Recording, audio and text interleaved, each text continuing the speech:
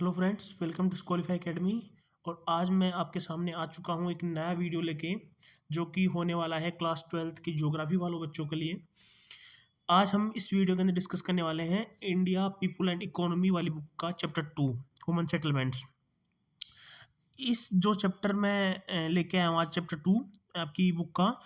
इस चैप्टर में जितने भी क्वेश्चन आंसर्स बन सकते हैं किसी भी पेपर के अंदर, इवन वो प्री बोर्ड्स हो सकते हैं, आपके बोर्ड्स हो सकते हैं, वो सारे के सारे क्वेश्चंस मैं आज यहाँ लेके आ चुका हूँ। मैं इस वीडियो के अंदर 5 एमसीक्यू, 3 आपके शॉर्ट टाइप क्वेश्चंस और 2 मैं आपके लॉन्ग टाइप क्वेश्चंस कवर करने वाला हूँ। क्योंकि ये जो चैप्टर है ये काफ़ी छोटा सा चैप्टर है, तो इसके अंदर और ज़्यादा क्वेश्चंस बनते हैं नहीं हैं। तो आइए इसकी शुरुआत कर लेते हैं आज।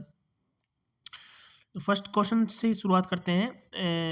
आंसर्स मैंने नीचे लिख दिए हैं क्योंकि वीडियो बहुत ही छोटा रहने वाला है, मैं बहुत लंबा खींचने वाला नहीं हूँ। तो आंसर्स मैंने साथ लिख दिए हैं। और ये जो पीडीएफ आप मेरे सामने देख रहे हैं, ये मैं आप डिस्क्रिप्शन बॉक्स में लगा दूंगा, तो वहाँ से भी आप क्लिक करके पढ़ सकते हैं और आप सभी आंसर्स चेक कर सकते हैं वहाँ से। According to the census of 1991, which of the following is not a scenario for defining an urban settlement? Options जैसे मैंने यहाँ डी लिख दिया है, तो आपको गैस करने की ज़रूरत नहीं है कि कौन सा ऑप्शन होगा। ये मैंने इसलिए डाला है कि ताकि आपका टाइम वेस्ट ना हो, क्योंकि ये जो आपका टाइम है ये काफ़ी क्रूशियल है। कम टाइम में आपको ज़्यादा कंटेंट पढ़ना है फिलहाल। तो आइए आगे बात कर लेते हैं। Second question, which of the following is an example of ancient town in India with an history spanning over 2000 years? Varanasi option tick लगाएंगे और आगे बढ़ जाएंगे। Which which region of India are hamleted settlements locally called panna, para, palli, etc? और इसको ना एक normal एक अदर नाम से भी जानते हैं, जिसको हम ढाणी बोलते हैं, वो ढाणी भी इसी को बोलते हैं, तो वो भी एक मेंशन कर लेना आप। और तो ऑप्शन ए टिक लगाएंगे और आगे बढ़ जाएंगे। What was the level of urbanization in India according to the 2011 census? Sorry, 2011 के सेंसस के अकॉर्डिंग अर्बनाइजेशन किस लेवल तक पहुंच गया था इंडिया के अंदर, वो इसमें पूछा गया है। इतना इंपॉर्टेंट नहीं है, काफ़ी टफ लेवल का क्वेश्चन है, तो आपके बोर्ड में इतना लेवल नहीं आता है, छोड़ सकते हो आप इसे। Which type of a rural settlement is characterized by a closely built up areas of houses where their living area is distinct from surrounding farms? Option C cluster settlements का आंसर होगा। और आगे हम बढ़ जाते हैं शॉर्ट टाइप क्वेश्चंस की तरफ, जिसका बेसिकली आंसर जो मैंने यहाँ डाल दिया है, क्योंकि काफ़ी बच्चों को कन्फ्यूजन होता है, वो इसको बड़ा आंसर लिखने की कोशिश करते हैं। कि जो 3 नंबर वाला क्वेश्चन होता है, बेसिकली उसमें 5 से 8 लाइन इनफ होती हैं। ज़्यादा लंबा चौड़ा लिखोगे तो वो ओवर राइटिंग में माना जाएगा, ओवर राइटिंग में काउंट होने लगता है फिर वो। ठीक है, तो बेसिक क्वेश्चन मैं यहाँ डाल दूंगा, आपको थोड़ा सा आंसर समझा दूंगा, बाकी आप अपने अनुसार आंसर लिख सकते हैं, आप इतने मैच्योर हो चुके हैं। What are the key differences between rural and urban settlements in terms of economic activities and social relations? इसमें जो आंसर मैंने लिखा है उसमें बेसिकली ये चीज़ें लिखी गई हैं कि कैसे जो अर्बन सेंटर है अपना, अर्बन सेटलमेंट्स हैं, वो अपन को एक फास्ट ग्रोइंग कॉम्प्लेक्स चीज़ें प्रोवाइड करवाते हैं, एक बेसिक सर्विसेज प्रोवाइड करवाते हैं। वहाँ की जो लाइफ है वो काफ़ी फास्ट होती है और बेसिकली डिपेंडेंट होती है सर्विसेज पे। साथ ही साथ जो रूरल साइड जो होता है, रूरल सेटलमेंट्स होते हैं, वो बेसिकली डिपेंडेंट होती है प्राइमरी जो एक्टिविटीज़ होती हैं उन पे, और वहाँ पे लैंड बेस्ड चीज़ें ज़्यादा की जाती हैं। बस बेसिक सा ही आंसर है, इसमें कुछ ख़ास है नहीं, और आप यहाँ पे पढ़ भी सकते हैं जैसे कि मैंने यहाँ पे मेंशन कर रखा है। सेकंड जो क्वेश्चन होने वाला है वो है, explain the concept of semi cluster settlements and identify where they are commonly found. इसका जो आंसर होने वाला है उसके अंदर एक एग्जाम्पल भी डाल रखा है, वो है यहाँ पे गुजरात का और साथ ही साथ में राजस्थान का। ये दो मैंने यहाँ पे एग्जाम्पल भी डाल दिए थे, क्योंकि एग्जाम्पल इसके साथ पूछ लेता है, इसलिए मैंने यहाँ पे एग्जाम्पल डाले थे। सेमी क्लस्टर्ड, मैं एक आपको बेसिक आइडिया दे देता हूँ। एक ऐसा गांव जिसके अंदर जो बीच वाला एरिया होगा, वहाँ पे हाई कास्ट के लोग रहते हैं, और जो साइड में जो अदर सर्कल में जो लोग रहते हैं वो बेसिकली लो कास्ट से आते हैं। और एक जो बीच में जो गाँव के बीच में जो मोहल्ला होता है वो हाई कास्ट लोगों का होता है और जो साइड वाले मोहल्ले होते हैं वो लो कास्ट लोगों के होते हैं।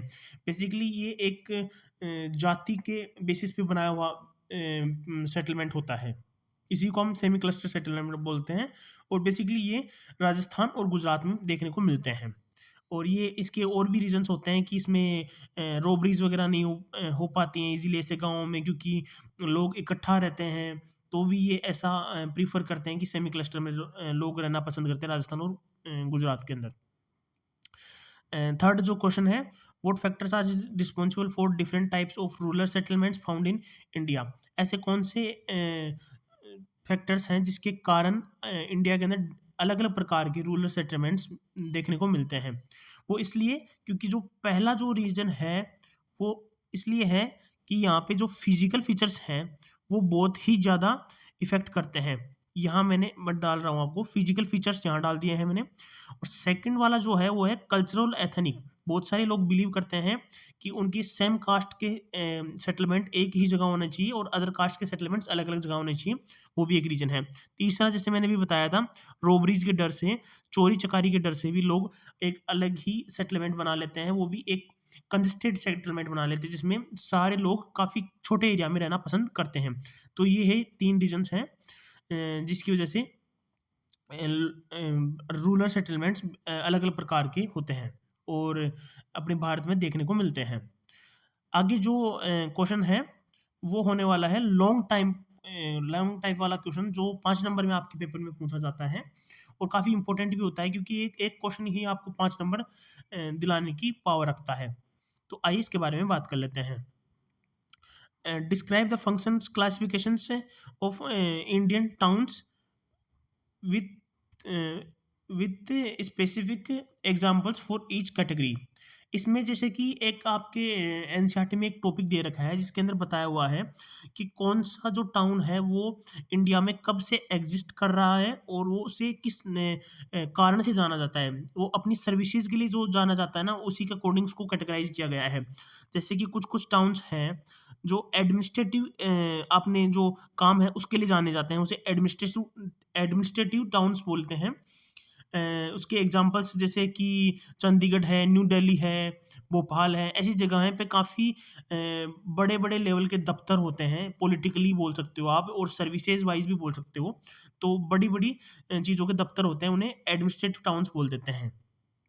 इंडस्ट्रियल टाउन्स जहाँ पे कि ऐसी इम्पोर्ट एक्सपोर्ट की चीज़ें बनाई जाती हों या फिर वहाँ पे ऐसी मैन्युफैक्चरिंग जो इंडस्ट्रीज़ डाली जाती हों, उनके बेसिस फिर भी उनको इंडस्ट्रियल टाउन्स बोल देते हैं। ट्रांसपोर्ट सिटीज़ भी होती हैं जैसे कि यहाँ पे पोर्ट वगैरह होते हैं जैसे कांडला डाल रखा है यहाँ पे आंसर में और एक आगरा डाल रखा है मैंने, तो ऐसी चीज़ें भी डाल रखी हैं।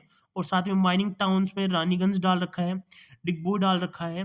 यहाँ पे जहाँ पे तेल निकलता है, मिनरल्स निकलते हैं, उन्हें माइनिंग टाउन्स बोल देते हैं। आगे जो हम बढ़ते हैं, वो कुछ एजुकेशन टाउन्स भी यहाँ पे डाल रखे हैं। एजुकेशन टाउन्स में जैसे कि एक अपने राजस्थान का कोटा भी डाल सकते हैं, तो वो भी कुछ गलत नहीं होगा उसमें भी। बस मैंने यहाँ पे डाला नहीं है, मैंने जितने एग्ज़ाम्पल्स मुझे लगे उस टाइम पे, वो मैंने यहाँ पे टाइप कर दिए हैं। ठीक है? और आप अपने अकॉर्डिंग भी कुछ एग्ज़ाम्पल्स डाल सकते हो, उसमें कोई बुरी बात नहीं है। जो लास्ट क्वेश्चन होने वाला है अपना वो है, discuss the evolutions of town in India, classifying them into ancient, medieval and modern towns. अपन लोग क्या करते हैं, जैसे आपके एनसीईआरटी में भी एक्सप्लेन किया हुआ है कि हम लोग टाउन्स को उनकी एज के अकॉर्डिंग भी डिटरमाइन करते हैं। कोई जो जितना पुराना टाउन होगा उसे हम एंशिएंट टाउन बोल देंगे।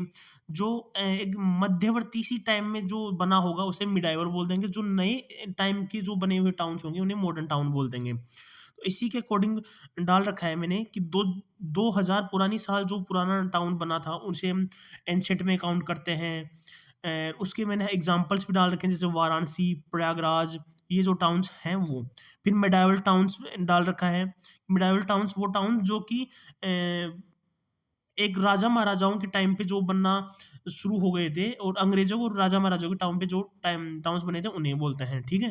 एक बेसिक बेसिक आपको आइडिया डाल रहा हूँ, बाकी आप यहाँ पे पढ़ के भी अपना नॉलेज गेन कर सकते हैं, आप पता कर सकते हैं। फिर मैंने यहाँ पे मॉडर्न टाउन्स डाल रखे हैं, जैसे कि मुंबई, चेन्नई, कोलकाता, ये जो कि हाल ही में कुछ ऐसी हैं जो कि 1800 के आसपास सेटलमेंट किए गए थे, सेटल्ड किए गए थे। कुछ हैं वो उससे पुराने हैं, तो वो फिर मिडाइवल में काउंट हो जाएँगे, और उससे पुराने जो हैं वो अपने एंशिएंट में काउंट हो जाएँगे। ठीक है? तो ये सारे अपने जो इम्पोर्टेंट क्वेश्चन्स आंसर थे। इसके बाहर इस चैप्टर से कुछ नहीं जाने वाला, आई प्रॉमिस। बस मेरी मेहनत के लिए एक छोटा-सा रिक्वेस्ट है, एक लाइक, एक सब्सक्राइब, और वीडियो पे एक छोटा-सा कमेंट हो सके तो कर देना। Thank you so much. अगले वीडियो के अंदर मिलते हैं एक नए चैप्टर के साथ।